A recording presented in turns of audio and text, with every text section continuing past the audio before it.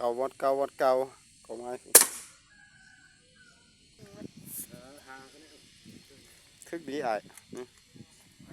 สาม30ปลายเมตร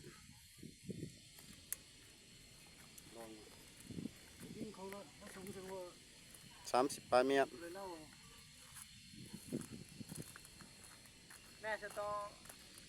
งลำจริงเลยเนาะจังหน่อยให้ฟ้าไปเบิ่งเนาะ2 บอกบ่มีบอกเลยดื่นบอกเลยความแม่นความถึงปืนนี่โต้เล่าลูกทองน่ะลูกนี่อันยังมันไปโอ้ตายไปเฮ้แล้วแหละ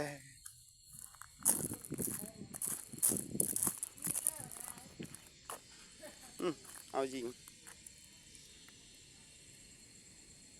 เตะอ่ะ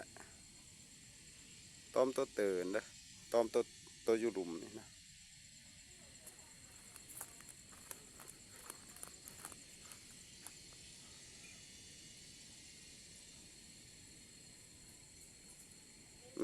ต้มตัวอยู่หลุมนะเด้อเขาวันเก่าเลยอ่ะ